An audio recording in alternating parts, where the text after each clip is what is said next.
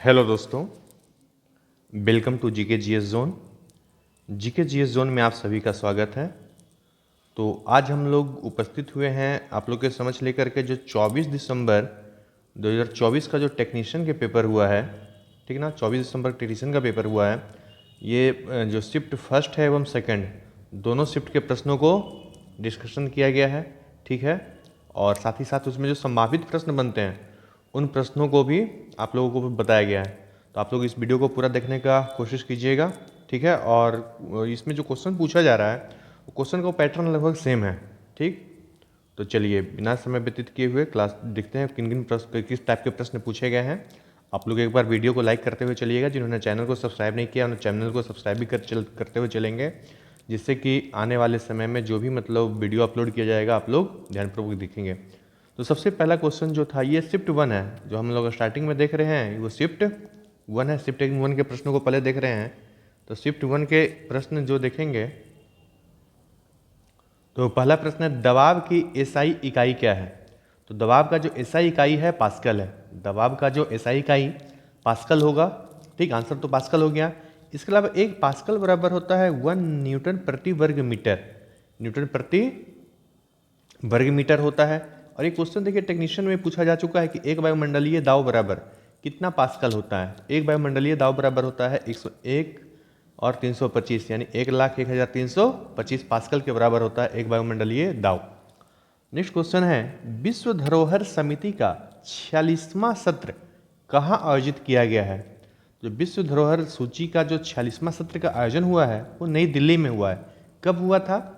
तो 21 से लेकर के 31 जुलाई 2024 तक इसका आयोजन किया गया था। अगर बात किया जाए जो यूनेस्को है, संबंधित प्रश्न को ही देखते हैं। यूनेस्को का मुख्यालय कहाँ है? तो पेरिस फ्रांस से। और इसकी स्थापना जो हुई है वो 16 नवंबर 1945 ईस्वी को हुई है, ठीक। नेक्स्ट देखेंगे उड़ीसा राज्य विधानसभा चुनाव 2024 में पहली बार किस पार्टी ने जीता है। तो आप सभी को पता है कि उड़ीसा राज्य में पहले किस पार्टी का सरकार होता था। तो वहाँ पे होता था बीजू जनता दल का, बीजेडी का होता था। लेकिन अब वहाँ पे किसका सरकार बन गया है? तो बीजेपी का बन गया है, ठीक ना। तो उड़ीसा राज्य विधानसभा में जो चुनाव जीता है कौन जीता है? बीजेपी ने जीता है। जैसा कि आप सभी को पता है कि वहाँ टोटल सीटों की संख्या कितना था। उड़ीसा विधानसभा में कुल सीटों पे जो इलेक्शन हुआ था 147, और उसमें से बीजेपी जो सीट जीता है 78 जीता है। वहीं बीजू जनता दल जो कि सेकंड स्थान पे आ गया, इसमें सीट कितना हो गया? 51। वहीं कांग्रेस जो तीसरे स्थान पर रही है इसको टोटल 14 सीट मिला है। इस प्रकार से उड़ीसा राज्य में पहली बार जो इलेक्शन जीता है वो बीजेपी। और यहाँ के जो मुख्यमंत्री बने हैं वो मोहन चरण मांझी बने हैं। कौन बने उड़ीसा के मुख्यमंत्री? तो मोहन चरण मांझी। नेक्स्ट देखेंगे केंद्रीय बजट 2024-25 में रक्षा मंत्रालय को कितना प्रतिशत बजट आवंटित किया गया है। तो जो हमारा बजट 24-25 है उसमें रक्षा मंत्रालय को कुल कितना बजट मिला है? तो 6.22 लाख करोड़ रुपया मिला है। कितना मिला है? तो 6.22 लाख करोड़। जो हमारा जो कुल जितना बजट था उसका 12.90% मिला। लगभग 13% के बराबर जो हमारा डिफेंस सेक्टर पे खर्च किया गया टोटल बजट का। कितना? तो 13%। नेक्स्ट आगे देखेंगे इस आवंटन का उद्देश्य क्या था। तो रक्षा प्रौद्योगिकी एवं विनिर्माण में आत्मनिर्भरता को बढ़ावा देना, सशस्त्र बलों को आधुनिक हथियार प्लेटफॉर्मों से लैस करना और युवाओं के लिए रोजगार का अवसर पैदा करना। आगे देखेंगे नेक्स्ट प्रश्न है अगस्त 2024 में मैया सम्मान योजना किस राज्य के द्वारा शुरू किया गया है। जो मैया सम्मान योजना शुरुआत किया गया वो झारखंड राज्य के द्वारा, ठीक है। आप देख रहे होंगे यहाँ पे करंट अफेयर्स का भी वेटेज काफ़ी ज़्यादा है टेक्नीशियन में। तो आप लोग करंट अफेयर्स भी रिवाइज बिल्कुल करते हुए चलेंगे, ठीक। इस योजना के तहत राज्य में 21 साल से लेकर के 50 साल तक की महिलाओं को सालाना 12 किस्तों में 12,000 रुपया दिए जाएंगे। सालाना 12 किस्तों में कितना? तो 12,000। प्रति माह जो है 1,000 रुपया, मतलब वहाँ 21 वर्ष से लेकर के 50 वर्ष तक की महिलाओं को दिया जाएगा। नेक्स्ट है राष्ट्रीय शतरंज में प्रतिष्ठित 2800 ELO रेटिंग बैरियर को पार करने वाले विश्वनाथन आनंद के बाद दूसरे भारतीय बनकर के इतिहास किसने रचा है। तो ये है अपने ग्रैंड मास्टर अर्जुन एरिगैसी। ये तेलंगाना स्टेट के हैं, तेलंगाना वारंगल क्षेत्र के हैं, ठीक है, अर्जुन एरिगैसी। नेक्स्ट देखेंगे जो प्रश्न पूछा गया है वो है मक्खन में परिक्षिप्त प्रावस्था क्या होती है। What is the dispersed phase of butter, ठीक है। तो मक्खन में परिक्षिप्त प्रवस्था तरल रूप में होता है, किस रूप में, तो इसका आंसर हो जाता है तरल रूप में होता है। मक्खन एक कोलाइडोबिलियन है, इसमें प्रक्षेपण माध्यम क्या होता है, तो ठोस होता है। नेक्स्ट देखेंगे, glucose has 6 carbon atom. Glucose में कितने कार्बन एटम होते हैं, तो 6 को कार्बन का एटम होता है, 612 C6H12O6 होता है। How many carbon atoms will be there in pyruvate, ठीक है। क्वेश्चन पूछता है ग्लूकोज में तो 6 परमाणु होते हैं, तो पायरुवेट में कुल कितने परमाणु होंगे, ठीक। ग्लूकोज में 6 होते हैं और पायरुवेट में कुल 3 कार्बन परमाणु होते हैं। कुल कितने परमाणु होते हैं, तो 3 कार्बन परमाणु होते हैं। नेक्स्ट क्वेश्चन था कि 6 कार्बन वाले अणु ग्लूकोज का 3 कार्बन वाले पायरुवेट में विखंडन कहाँ पे होता है, तो कोशिका द्रव्य में होता है। इसका विखंडन कहाँ पे होता है, कोशिका द्रव्य में। नेक्स्ट क्वेश्चन था कि विच of the following animal can change it's sex during its life span, ठीक। निम्नलिखित में से कौन सा जानवर है जो अपने जीवन काल के दौरान अपना लिंग बदल सकता है, ठीक है। इसका सही आंसर होता स्नेल एवं कुछ ऐसे मछली हैं, घोंघा और कुछ मछली ऐसा जो अपने जीवन काल के दौरान अपना लिंग बदल सकता है। आप लोग अगर वीडियो पसंद आ रहा हो तो वीडियो को एक बार लाइक कर दीजिएगा और चैनल को भी सब्सक्राइब करते हुए चलेंगे। ये हम लोग अभी देख रहे हैं 24 तारीख के टेक्नीशियन का जो फर्स्ट शिफ्ट का प्रश्न है। सेकंड शिफ्ट का स्टार्ट होगा तो हम बता देंगे कहाँ से सेकंड शिफ्ट का क्वेश्चन है। और बाकी आज तो कोई एग्जाम नहीं है इसका, 26 तारीख से फिर चालू हो जाएगा। 26, 27, 28, 29 और 30, ये 5 दिन अभी एग्जाम होना बाकी है। अवतल दर्पण में वस्तु का प्रतिबिंब वस्तु के बिल्कुल बराबर आकार का तब बनता है जब क्या होगा, जब वस्तु को हम अवतल दर्पण के वक्रता केंद्र पर रखेंगे तब जाकर के जो वस्तु का प्रतिबिंब है वो आकार के बराबर होगा, ठीक। इस स्थिति में अवतल दर्पण से प्रतिबिंब किस प्रकार का बनता है, तो प्रतिबिंब वास्तविक होता है, उल्टा होता है और वस्तु के आकार का होता है, उल्टा होता है, लेकिन हमारा मस्तिष्क उसको सीधा कर करके देख लेता है। नेक्स्ट देखेंगे, जब चम्मच के अंदर की ओर मुड़े हुए भाग में देखते हैं, अंदर की ओर मुड़ा हुआ भाग की बात कर रहा है, ठीक है, इस ओर हम देखते हैं तो इमेज उल्टा बनता है। यह किस दर्पण का उदाहरण है, तो ये अवतल दर्पण का उदाहरण है। और चम्मच का जो उभरा हुआ भाग है, उभरा हुआ भाग किस दर्पण का रूप में होता है, तो उत्तल दर्पण का रूप का कार्य करता है। और उत्तल दर्पण से बना हुआ हमेशा प्रतिबिंब जो होता है आभासी होता है, सीधा होता है, आभासी होता है, छोटा होता है और सीधा प्रतिबिंब होता है और वस्तु से दूर भी होता है। अब जो मोटरसाइकिल है उसके साइड मिरर में जो रहता है, साइड मिरर उत्तर दर्पण ही होता है, आप उसे भी एज्यूम कर सकते हैं किस प्रकार का प्रतिबिंब बनता है।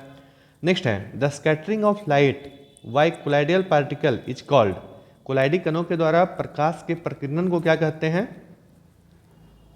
ठीक।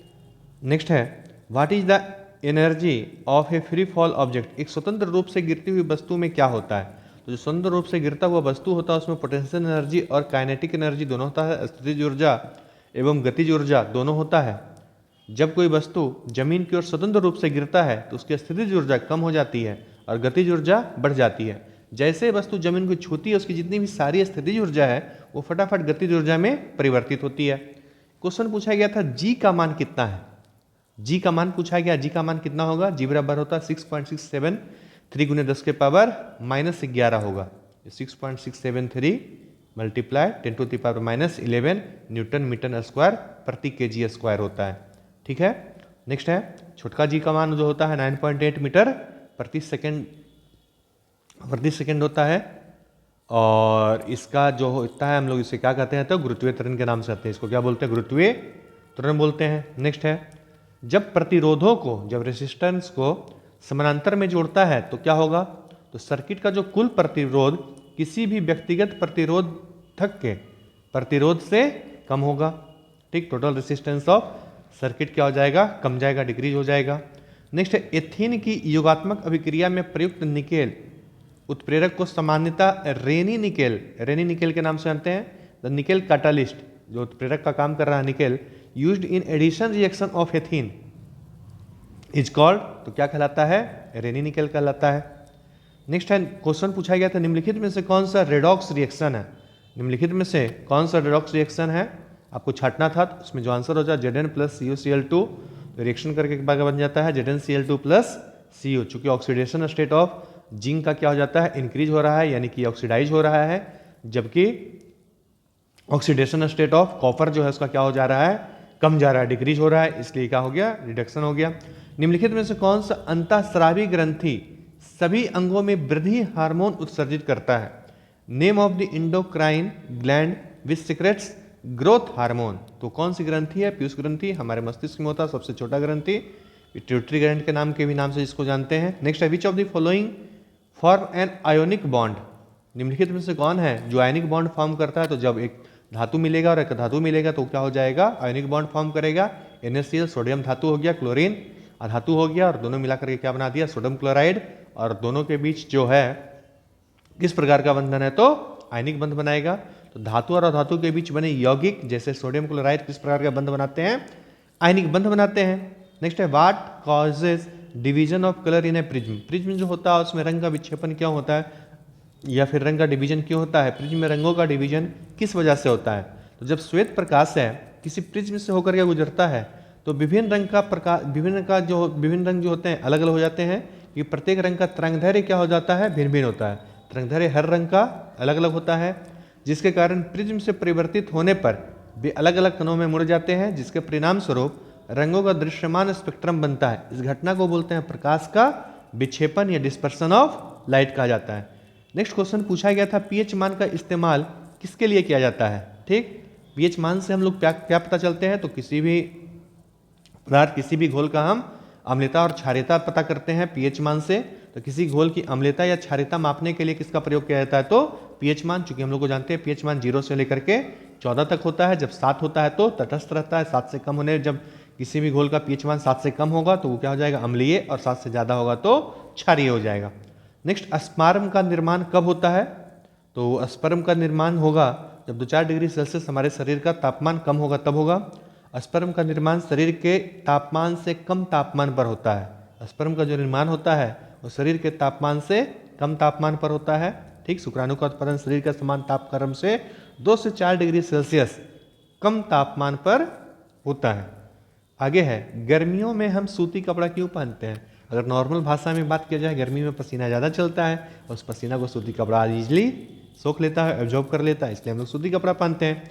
चलिए देखेंगे गर्मियों में सूती कपड़ा क्यों पहनते हैं। Why are cotton cloth worn in summer. तो सूती कपड़ा जो होता है जल का अवशोषक अधिक होता है, इसलिए हमारा पसीना इसमें अवशोषित होकर के वायुमंडल में आसानी से बाष्पीकृत हो जाता है, इसलिए गर्मियों में हमें सूती कपड़ा पहनना चाहिए। नेक्स्ट क्वेश्चन था कि देखिए मैथ्स का क्वेश्चन था, समचतुर्भुज का परिमाण दिया हुआ है 148 मीटर, इसका एक विकर्ण 70 मीटर का है, उसका क्षेत्रफल कितना होगा। अब हम लोग शिफ्ट 2 का देखेंगे, जो 24 तारीख का एग्जाम का है, 24 तारीख का ही सेकंड शिफ्ट का देखेंगे हम लोग प्रश्न, कौन कौन सा प्रश्न पूछा गया था, किस प्रकार के प्रश्न पूछे जाने की और संभावना, ये भी देखते हुए चलेंगे। तो आप लोग वीडियो को एक बार लाइक करते हुए चलिएगा, जिन्होंने चैनल सब्सक्राइब नहीं किया वो चैनल भी सब्सक्राइब कर लेंगे। नेक्स्ट है कोलाइड कणों को अलग करने के लिए किस विधि का इस्तेमाल किया जाता है। Which method is use to separate colloid particle. ठीक है, तो ये होता है अपकेंद्रण विधि, सेंट्रीफ्यूगेशन विधि के प्रयोग करते हैं किसका? कोलाइडी कणों को अलग करने के लिए। तो कोलाइडो कणों का आकार का पता लगाने के लिए गतिशील प्रकाश प्रकीर्णन का इस्तेमाल भी किया जाता है। ठीक है, कोलाइडी विलयन को प्रक्षेप माध्यम, डिस्पर्सिंग मीडियम और परिक्षिप्त माध्यम, डिस्पर्स्ड फेज के आधार पे 3 रूपों में बांटा गया है, और यह 3 रूप है, फोम है, इमल्सन है और सोल है। आगे है संवेग परिवर्तन की दर समानुपाती होता है। The rate of change of momentum is directly proportional to the force applied. जो बल अप्लाइड किया जाता है उसी के क्या होता है? तो समानुपाती होता है। किसी वस्तु के संवेग परिवर्तन की दर उस पर लगाए गए बल के समानुपाती होता है। यह न्यूटन गति के दूसरे नियम के मुताबिक होता है, दूसरे नियम का पालन करता है। संवेग परिवर्तन की दर उस दिशा में होगा जिस दिशा में बल लगाया जाएगा। आगे है परिणामी बल संवेग परिवर्तन दल का परिणामी बल जो होता है वह संवेग परिवर्तन की दर के बराबर होता है। आगे था कोशिका विभाजन के समय कौन छड़ाकार दिखाई पड़ता है। During cell division the rods that appear are called.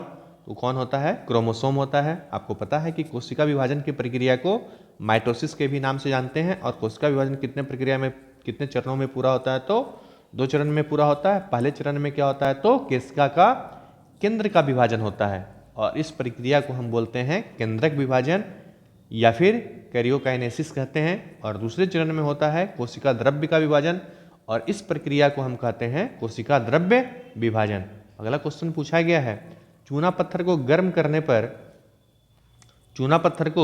करने पर होने वाली अभिक्रिया को क्या कहते हैं?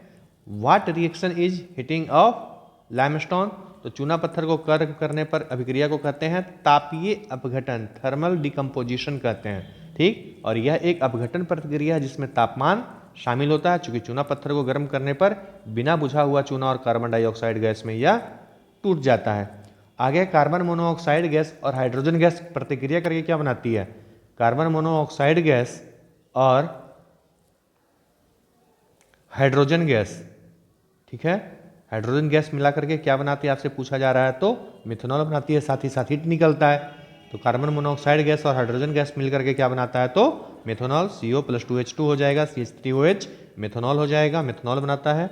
नेक्स्ट है सक्रियता श्रेणी में पहला और अंतिम तत्व कौन सा है, तो आपको पता है सबसे सक्रिय तत्व कौन सा हो जाएगा, पोटेशियम है, जबकि सबसे कम सक्रिय तत्व है प्लेटिनम है। तो सक्रियता तत्व में पहला जो तत्व हो जाएगा पोटेशियम हो जाएगा और अंतिम तत्व कौन सा हो जाएगा, प्लेटिनम। ये भी नहीं है, चांदी सोना से भी कम ज़्यादा सक्रिय है। आगे था कि यदि क्लोरीन के दो समस्थानिक 35 है और दूसरा 37 है, ठीक है, समस्थानिक बोल रहा है, संभारिक नहीं। समस्थानिक यहाँ पे क्या हो जाएगा, प्रोटॉन की संख्या दोनों का सेम हो जाएगा। और क्लोरीन परमाणु का औसत द्रव्यमान कितना है, 35.5 है। तो 35वीं और 37वीं द्रव्यमान के दो समस्थानिकों के बाह्यता का अनुपात आपसे पूछ रहा है। आगे है 28 अगस्त 2024 को प्रधानमंत्री जनधन योजना ने अपने कार्यान्वयन के कितने वर्ष पूरे कर लिए हैं। तो प्रधानमंत्री जनधन योजना का 28 अगस्त 2024 को कितना वर्ष हो गया, तो 10 वर्ष हो गया। प्रधानमंत्री मोदी के द्वारा ही 28 अगस्त 2014 को यह योजना चालू हुआ था। प्रधानमंत्री जनधन योजना की शुरुआत कब हुई थी, ये क्वेश्चन पूछा जा सकता है।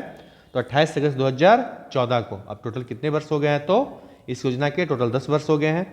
अयस्क में मौजूद अशुद्धियों को क्या कहते हैं, what are the impurities present in ore called, तो इसे हम गैंग कहते हैं। किस नाम से जानते हैं, तो इसे हिंदी में भी गैंग और इंग्लिश में भी इसे गैंग के नाम से जानते हैं। नेक्स्ट है बिलियन से निलंबन के कणों, बिलियन से निलंबन के कणों को किस विधि से निकाला जाता है, by which method are suspension particle remove from solution, ठीक है, तो छानने या निष्पटन की विधि, इसको फिल्ट्रेशन के द्वारा अलग करते हैं। 61 और 91 में कौन सा अभाज्य संख्या, तो आपको पता है अभाज्य संख्या के बारे में, तो इजी निकाल देंगे कि वह संख्या जो एक एवं स्वयं के अलावा किसी अन्य संख्या से विभाजित ना हो उसे अभाज्य संख्या कहते हैं। चूंकि 91 63 91 होता है, ठीक है, तो सही आंसर 61 हो जाएगा। आगे देखेंगे, नेक्स्ट है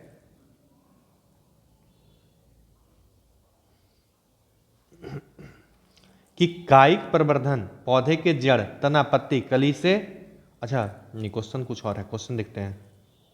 कायिक प्रवर्धन किसमें नहीं होता है, कायिक प्रवर्धन किसमें नहीं होता है, vegetative propagation does not occur in roots, stem, leaves and flower. से आंसर हो जाएगा जड़, तना, पत्ती और फूल में नहीं होता है। कायिक प्रवर्धन पौधे के कहाँ होता है, तो जड़, तना, पत्ती, फूल, कली से नया पौधा बनने की प्रक्रिया है। विज्ञान और प्रौद्योगिकी में क्रांति लाने वाली योजना का नाम क्या है, तो विज्ञान धारा योजना।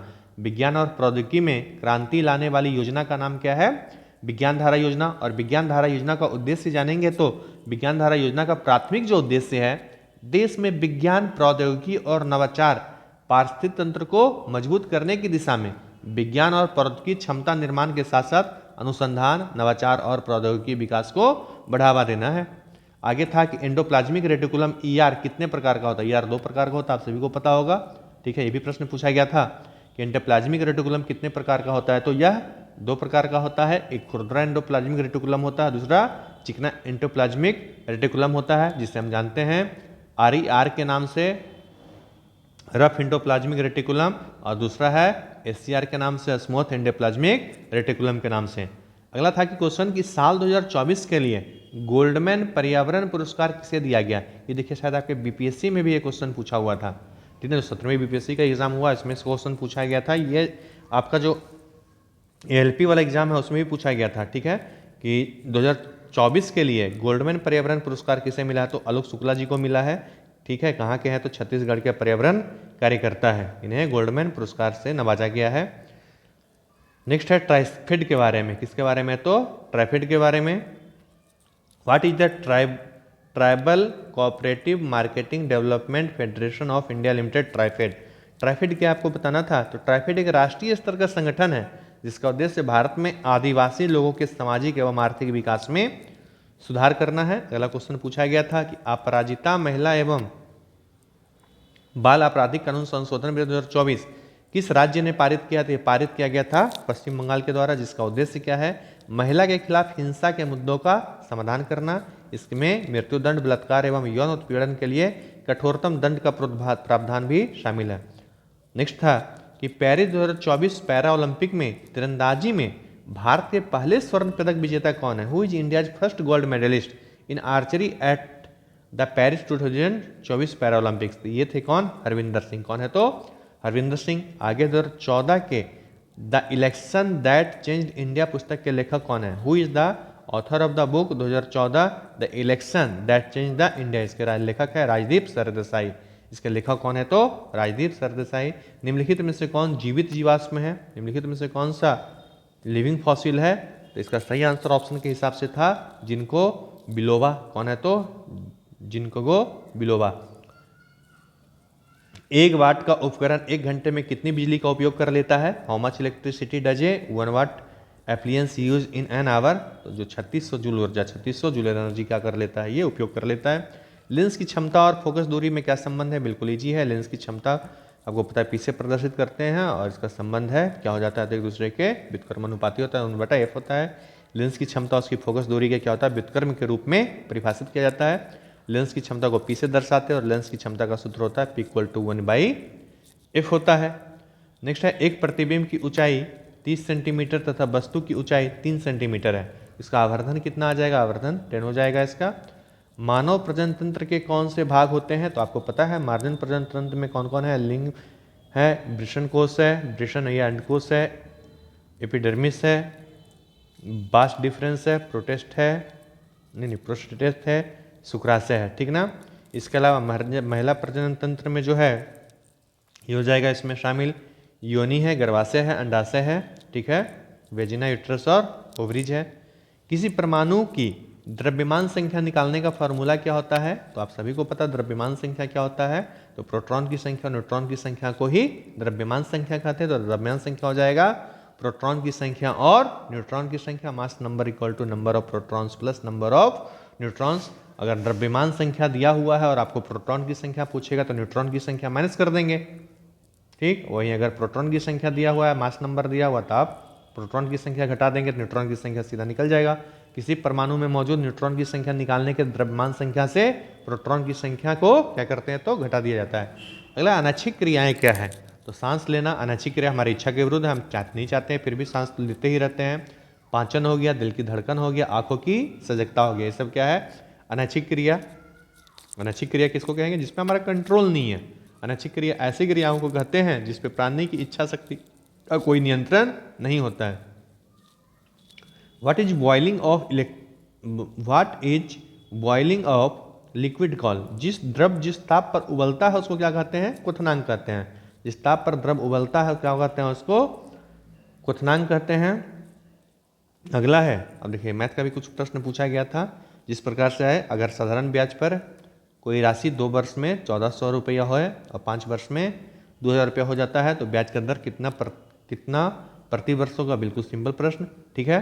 तो हम लोगों ने देखा 24 दिसंबर का जो दोनों शिफ्ट, पहला एवं दूसरा शिफ्ट का जो टेक्नीशियन का एग्जाम था उसके प्रश्नों को एवं उससे संबंधित प्रश्नों को देखे हैं हम लोग। चलिए कल हम लोग पुनः उपस्थित होंगे जब 26 तारीख का एग्जाम होगा। ठीक ना। तो दोनों शिफ्ट के प्रश्नों को लेकर के हम लोग आप लोग के समझ उपस्थित होंगे। तो वीडियो को लाइक करते हुए चलिएगा। जिन्होंने चैनल सब्सक्राइब नहीं किया और चैनल को सब्सक्राइब करेंगे। जय हिंद, जय भारत।